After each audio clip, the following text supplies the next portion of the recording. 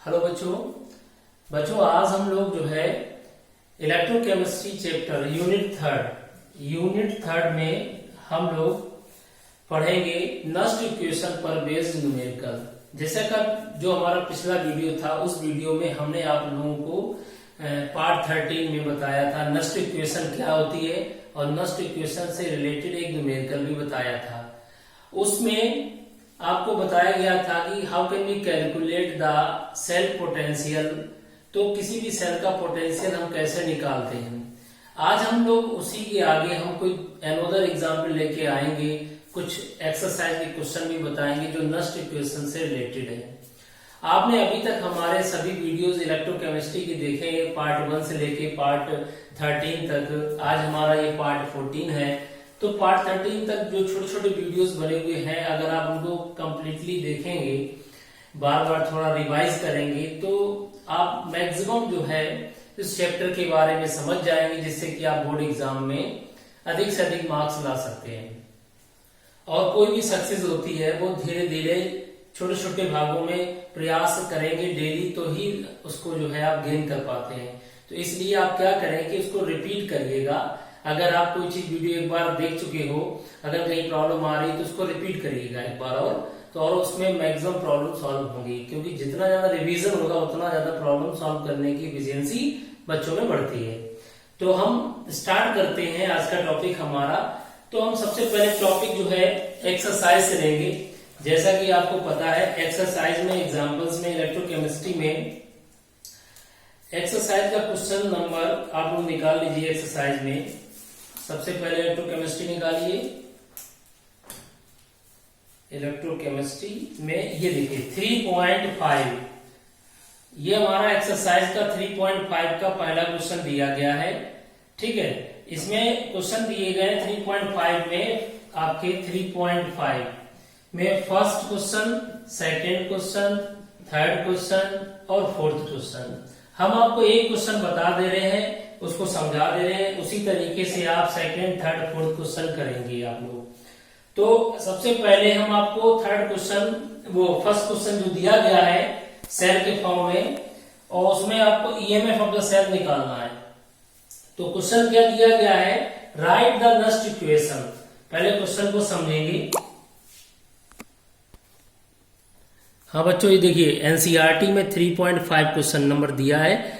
Right the Nernst equation and EMF of the following cell at 298 kelvin. Nernst equation की सहायता से आपको calculate करना ईएमएफ ऑफ द सेल, और ये सेल को ऐसे रिप्रेजेंट करते हैं। First, second, third, fourth question, ये 4 क्वेश्चन बोर्ड में पूछे जा चुके हैं और जनरली 2 मार्क्स का ये क्वेश्चन बोर्ड एग्जाम में जरूर आता है। ये हम आपको पहला क्वेश्चन बताने जा रहे हैं। जो हमारा वीडियो पार्ट 13 है उसी पे बेस्ड है, और बस केवल आपको ये डिफरेंट सेल दी गई है, तो डिफरेंट तरीके से इसका आंसर आएगा। हाँ बच्चों, चलो स्टार्ट करते हैं। तो 3.5 एक्सरसाइज 3 यूनिट और उसका 5 नंबर क्वेश्चन लगाने जा रहे हैं। समझना आप लोग ध्यान से। इस क्वेश्चन में ये सेल का रिप्रेजेंटेशन दिया गया है बच्चों। ये जो सेल होती है ये इलेक्ट्रोकेमिकल सेल है। आपको ऑलरेडी पिछले वीडियो में हमने बता दिया था। अगर आप समझना चाहते हो इसको दोबारा से तो समझ लीजिए। ये जो आपके सामने एक सेल दी गई है, सेल को कैसे निरूपित करते हैं, कैसे रिप्रेजेंट करते हैं बच्चों। तो सेल को हम रिप्रेजेंट कैसे करते हैं वो हम आपको बताते हैं। जैसा कि आपको पता होगा, इलेक्ट्रोकेमिकल सेल पढ़ रहे हैं जिसे हम गैल्वेनिक सेल कहते हैं। तो ये एक इलेक्ट्रोकेमिकल सेल है बच्चों, और इसमें ये बीच में 2 वर्टिकल लाइन है, वो शार्ट ब्रिज है। इसके लेफ्ट में एक इलेक्ट्रोड है, इसके राइट में भी एक इलेक्ट्रोड है। तो जो लेफ्ट साइड वाला इलेक्ट्रोड है वो इलेक्ट्रोड एनोड का काम करता है, और जो राइट साइड का हमारा इलेक्ट्रोड है वो कैथोड का काम करता है। तो जो रिएक्टिव मेटल्स हैं, देखिए यहाँ पर 2 मेटल की रॉड इलेक्ट्रोड का काम कर रही है। जो लेफ्ट में मेटल है बच्चों वो एनोड होगा, जो राइट में है वो कैथोड होगा। अब how can you identify which metal is reactive? Here magnesium is more reactive because it is a represent in left side in representation of the cell. Cell के रिप्रेजेंटेशन में magnesium left में है, तो reactive metals है। तो बच्चों इसको electrochemical cell में रिप्रेजेंट करने का तरीका क्या है? दो हम ग्लास की बीकर लेते हैं, दो ग्लास की बीकर लेने पर क्या होगा बच्चों, उसको हम एक यू आकार की नली जो जिसे हम यू ट्यूब कहते हैं उसको हम कनेक्ट कर देते हैं, इसे हम साल्ट ब्रिज कहते हैं। ये जो साल्ट ब्रिज होती है उसको दो वर्टिकल लाइन से रिप्रेजेंट करते हैं। तो ये जो साल्ट ब्रिज है बच्चों, इस साल्ट ब्रिज का कनेक्शन दोनों सेल से करेंगे बीकर से, और ये दोनों बीकर में बच्चों हम इलेक्ट्रोलाइट ऐड करेंगे। जिस मेटल का रॉड है उसी मेटल का साल्ट सॉल्यूशन लेंगे एक्वस।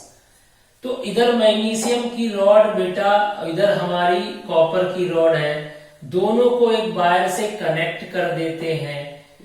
अभी यहाँ पर मैग्नीशियम की रॉड को मैग्नीशियम साल्ट के सॉल्यूशन में डिप किया गया। मैग्नीशियम का साल्ट जैसे MgCl2 MgSO4 ले लेंगे। इसी तरीके से कॉपर की रॉड को बच्चों कॉपर सल्फेट के एक्वस सॉल्यूशन में हम ले लेंगे। बच्चों एक्चुअली कॉपर सल्फेट एक कोवेलेंट कंपाउंड नहीं, आयनिक कंपाउंड है, तो इसमें जो भी कंसंट्रेशन हम मोलैरिटी में शो कर रहे हैं वो कायदे में फार्मूला मास फॉर्मेलिटी होना चाहिए, लेकिन कोई दिक्कत नहीं, हम मोलैरिटी में रिप्रेजेंट करेंगे कॉपर सल्फेट 0.0001 मोलैरिटी और मैग्नीशियम सल्फेट 0.001 मोलैरिटी।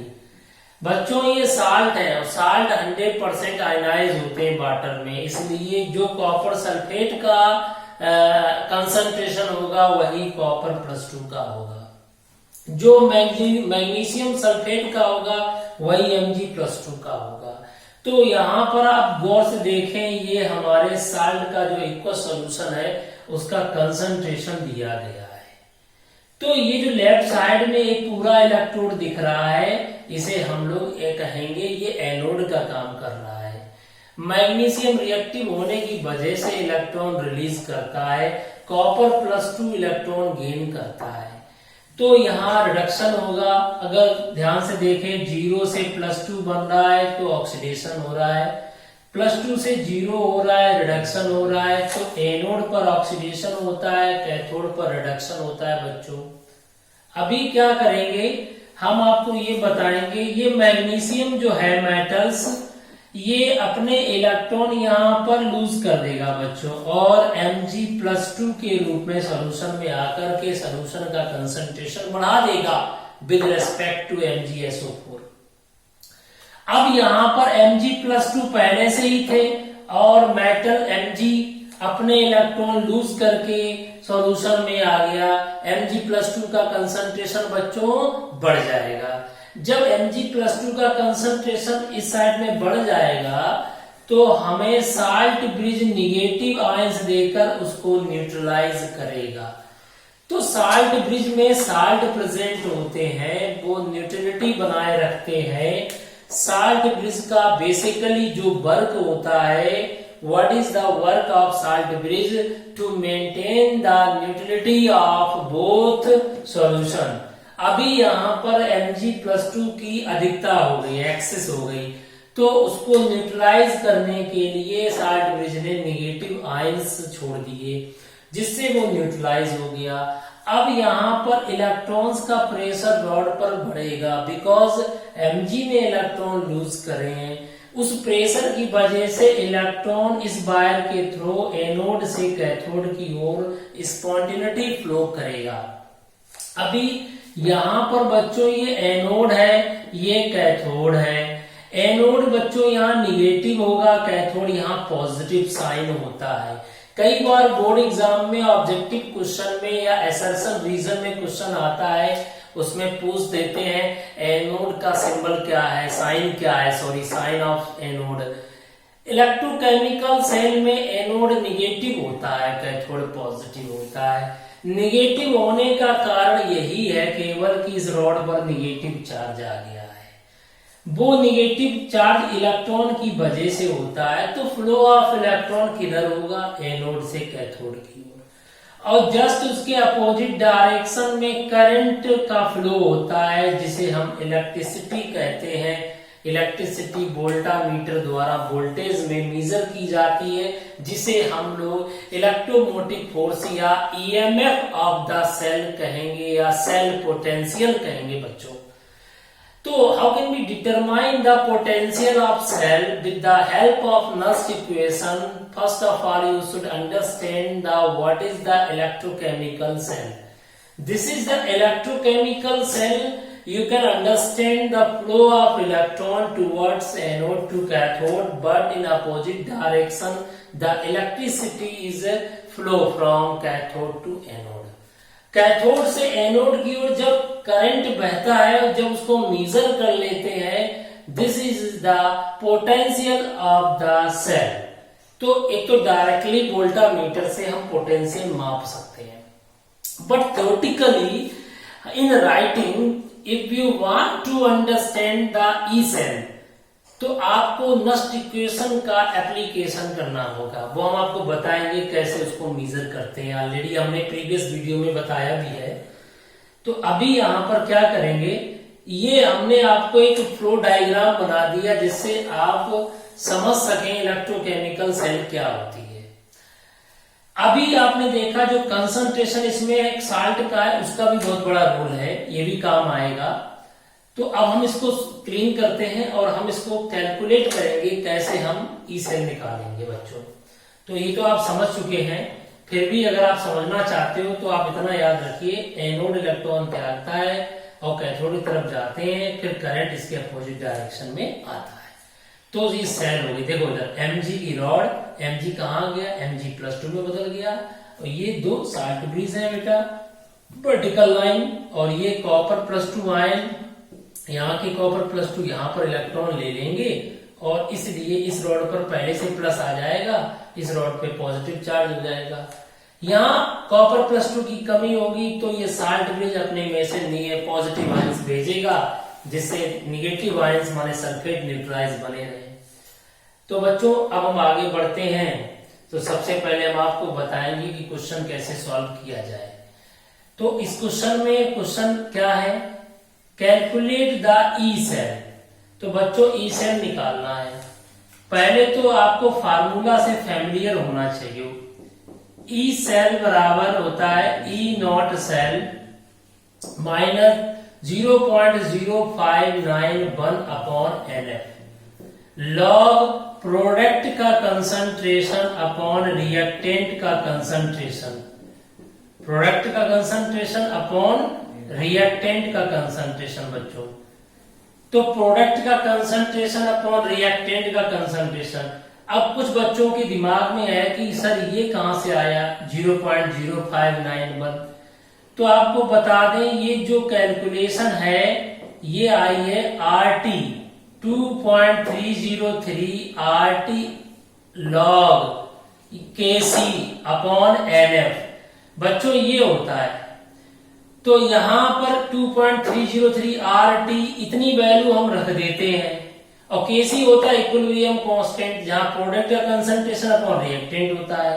R की वैल्यू टेम्परेचर और फैराडे ये वैल्यू पता है, R की वैल्यू 8.314 होती जूल में, केल्विन इनवर्स, मोल इनवर्स, और T टेम्परेचर 298 केल्विन होता है, room temperature 25 + 2 73, Faraday constant 96,500 coulomb होता है पर मोल में।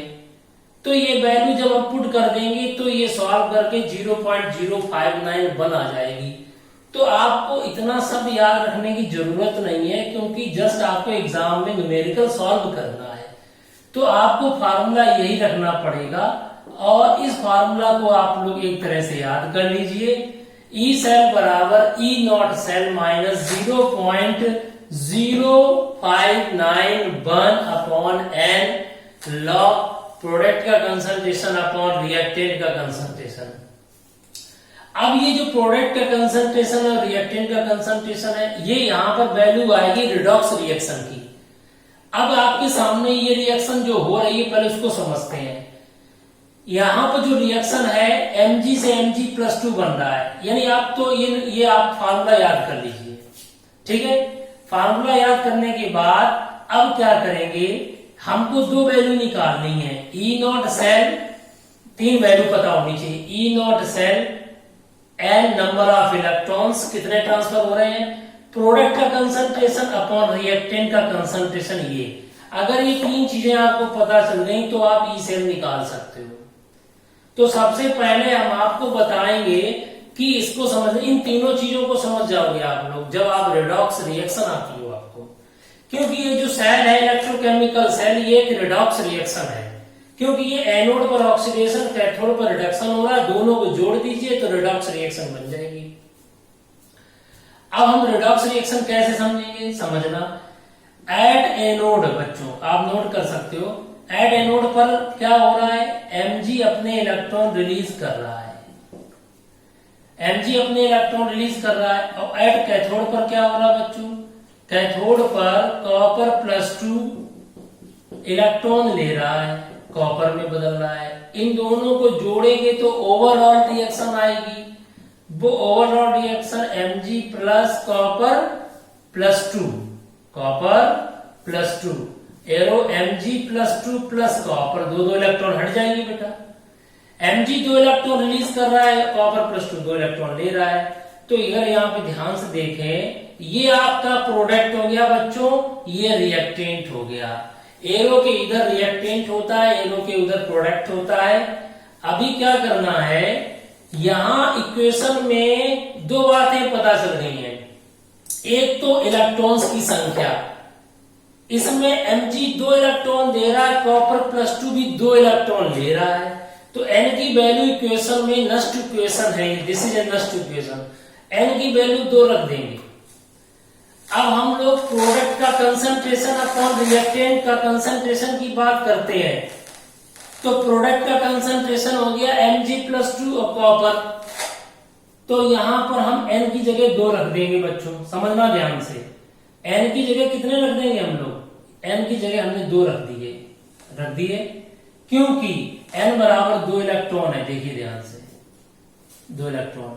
अब प्रोडक्ट की जगह क्या रखोगे बच्चों, ये एक रिडॉक्स रिएक्शन है, ध्यान से देखिए, ये एक रिडॉक्स रिएक्शन है बच्चों, इसमें प्रोडक्ट 2 है, एक तो Mg+2 एक कॉपर, देखो ना, Mg से Mg+2 ऑक्सीडेशन और कॉपर +2 से कॉपर रिडक्शन।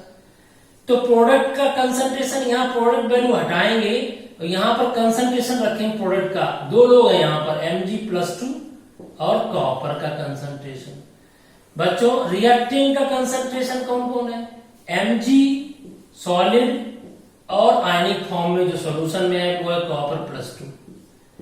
अब यहां पर हम क्या करेंगे, हमें कंसंट्रेशन दिया गया है Mg+2 का, कॉपर +2 का, सॉल्यूशन में चीज आयंस के रूप में रहती है। अब यहाँ कॉपर +2 का कंसंट्रेशन नहीं पता, क्योंकि सॉलिड है ये कॉपर, तो सॉलिड चीज का कंसंट्रेशन 1 यूनिट होता है, 1 मोल पर लीटर। इधर सॉलिड रिएक्टेंट में कौन है, Mg+2, इसको हटा देंगे क्योंकि इसकी जगह वैल्यू 1 रख देंगे। अब आपके सामने क्या बचा, प्रोडक्ट का वह स्पीसीज लेंगे, आयनिक स्पीसीज, क्योंकि उसका ही कंसंट्रेशन दिया जाता है। तो Mg+2 का कंसंट्रेशन प्रोडक्ट में आ गया और रिएक्टेंट में आ गया कॉपर +2 का कंसंट्रेशन। ब्रैकेट जो हम लगाते हैं स्क्वायर ब्रैकेट, ये होता है मोलर कंसंट्रेशन। अब हम वैल्यू यहां पर रखेंगे, जैसा कि इसकी वैल्यू देखो यहां दी गई Mg+2 की 0.001 और कॉपर +2 की 0.0001, ये वैल्यू हम यहां उठा के रख देंगे केवल। और n का यहां पर n था, नंबर ऑफ इलेक्ट्रॉन्स, वो वैल्यू कितनी आई, Mg 2 इलेक्ट्रॉन दे रहा है, कॉपर +2 2 ले रहा है, तो यहां 2 रख दिए। जब आपने सभी वैल्यू रख दोगे, अब आप देखिए क्या निकालना है आपको, इतनी बात समझ में आ गई सबकी। जब इसकी वैल्यू पता है, इसकी वैल्यू पता चल गई आपको, n की वैल्यू पता चल गई आपको, यहाँ n बराबर 2 है, बस अब ये बचा हुआ है E नॉट सेल, वो वैल्यू कैसे निकालेंगे। तो E नॉट सेल की वैल्यू निकालने का तो बेस्ट तरीका है, इसका मतलब क्या है, standard electrode potential. Standard electrode potential निकालने का बेस्ट तरीका क्या होगा बच्चों, अगर आप लोग ध्यान से देखें तो E नॉट सेल निकालने के लिए आपको पता होना चाहिए एनोड और कैथोड पर क्या हो रहा है। एनोड का potential plus standard potential of cathode. ठीक है, अब आप देखिए एनोड का पोटेंशियल और कैथोड का पोटेंशियल। तो एनोड और कैथोड का पोटेंशियल, एनोड पर क्या हो रहा है, ऑक्सीडेशन। तो ये नॉट लगा है, नॉट का मतलब स्टैंडर्ड कंडीशन होगी 298। तो कैथोड पर, एनोड पर क्या हो रहा है, Mg से क्या हो रहा है, Mg से Mg+2 बन रहा है। कैथोड पर क्या हो रहा है, रिडक्शन हो रहा है, कॉपर +2 से कॉपर बन रहा है। तो बच्चों ये एनोड पर जो पोटेंशियल है वो ऑक्सीडेशन पोटेंशियल है, और जो इधर कैथोड पे जो पोटेंशियल है वो रिडक्शन पोटेंशियल है। अब समस्या ये है कि इलेक्ट्रोकेमिकल सीरीज आपने देखा 12th 11th में, तो ये 11th में रिडॉक्स रिएक्शन चैप्टर में इलेक्ट्रोकेमिकल सीरीज दी गई है और 12th में भी। तो इससे पता करेंगे, ये स्टैंडर्ड पोटेंशियल दिया गया है सभी मेटल्स का, जनरली जो कॉमन है आप देख सकते हो, जो कॉमन मेटल्स है या एलिमेंट है उनका पोटेंशियल दिया गया है। जैसे मुझे Mg चाहिए, क्या चाहिए, Mg, तो Mg का पोटेंशियल दिया गया -2.36, लेकिन ये पूरी ये इलेक्ट्रोकेमिकल सीरीज में रिडक्शन हो रहा है। देखो addition of electron, addition of electron, तो ये सब के सब रिडक्शन पोटेंशियल के फॉर्म में दिए गए हैं। तो बच्चों Mg का रिडक्शन पोटेंशियल दिया गया, मैंने यहां लिख दिया है, आपको एक्सरसाइज नहीं दिया गया, आपको इलेक्ट्रोकेमिकल सीरीज से सर्च करना होगा या एग्जाम में दिए जाएंगे गिवन करके। तो Mg का रिडक्शन पोटेंशियल -2.71 वोल्ट है, कॉपर का रिडक्शन पोटेंशियल 0.34 है प्लस में।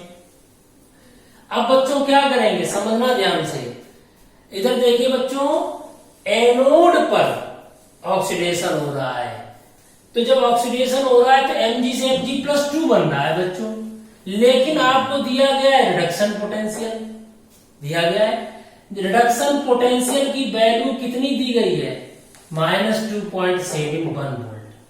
हमें निकालना क्या है, हमें निकालना है E0 सेल।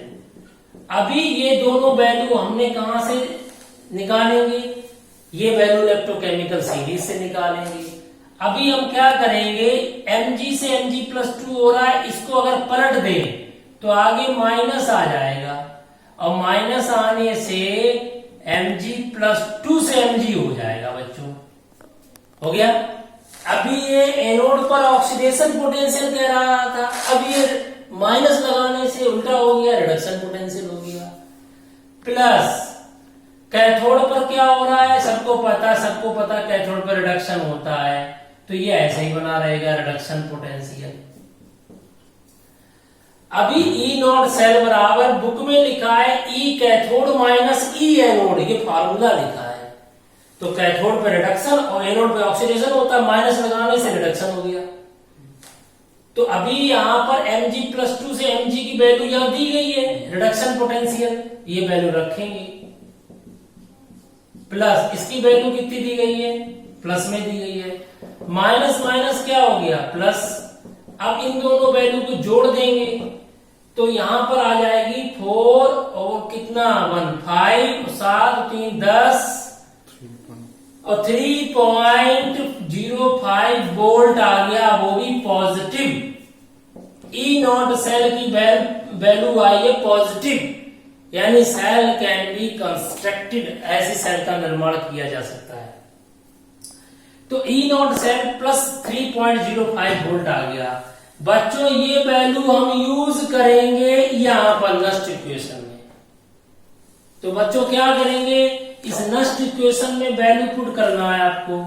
कैसे पुट करेंगे, E0 सेल की जगह पर हम ये रख देंगे 3.05 और 0.0591/n की जगह कितना रख देंगे, 2 इलेक्ट्रॉनों का ट्रांसफर हो रहा है।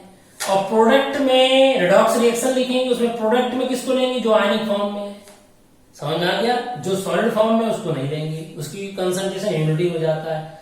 तो बच्चों अब हम इसको यहां से रिमूव कर दे रहे हैं। अब आप समझ चुके हैं इसमें वैल्यू पुट करना रह गया है, तो ई सेल बराबर ई नॉट सेल की वैल्यू आपके पता है जी है कितनी है 3.05 है माइनस 0.0591। बच्चों नंबर ऑफ इलेक्ट्रॉन्स बताए थे, 2 इलेक्ट्रॉन ये दे रहा है 2 ले रहा है, तो नंबर ऑफ इलेक्ट्रॉन्स 2 ट्रांसफर हो रहे हैं। लॉग Mg+2 का कंसंट्रेशन दिया गया है क्वेश्चन में 10 की पावर माइनस के 2 1 2 3 10 पावर माइनस 3 ओके।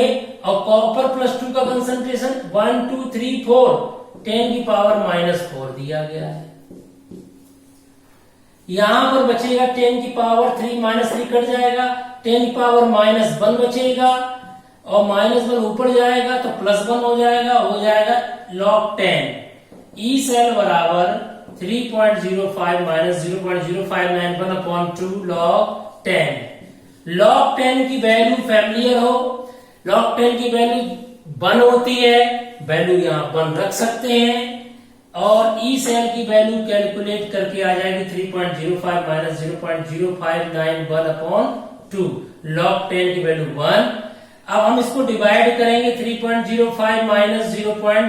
कितना बचेगा बच्चों 2 2 जा 4 1 बचा, 2 9 जा 18 1 बचा, 2 5 जा 10। ये वैल्यू आई है। अब 3.05 से 0.0295 रिड्यूस कर देंगे बच्चों, कितना आंसर आया 10 में से 5 गया 5, 9 में से 9 0, यहां पर 4 में से 2 गया 2 बचा, यहां पर बचा क्या 0. अब देखिए यहां से ये 3.0205 वोल्ट आ गया। तो इसको सॉल्व कर लीजिए, आप लोग भी सॉल्व करके आंसर आप कमेंट सेक्शन में मेंशन कर दीजिएगा। फिर भी मैंने आपको बता दिया है, आप क्वेश्चन को सॉल्व कर सकते हैं। तो इस तरीके से इसका ये आंसर इतना वोल्ट आ गया 3.0205 वोल्ट। बच्चों इस तरीके से नेक्स्ट क्वेश्चन को समझ लीजिए। बाकी बचे हुए इस क्वेश्चन के एनोदर क्वेश्चन जो दिए गए हैं सेकेंड थर्ड फोर्थ, उनको आप घर पे सॉल्व कीजिए। नहीं आता है तो आप पूछिए, ये हमारा असाइनमेंट है आपके लिए। कुछ क्वेश्चन इसके इंटेस्ट में और एग्जाम्पल में भी दिए गए हैं, उनको भी आप कर लीजिएगा। फिर भी यदि आपको प्रॉब्लम आती है तो आप कमेंट सेक्शन में जाके आप क्वेश्चन नंबर डाल दीजिएगा या कोई क्वेश्चन को कॉपी करके पेस्ट करके लिख दीजिए, मैं उस क्वेश्चन को सॉल्व कर दूंगा। ठीक है बच्चों, आज का हमारा टॉपिक कैसा लगा कमेंट्स करना मत भूलिएगा। Thank you.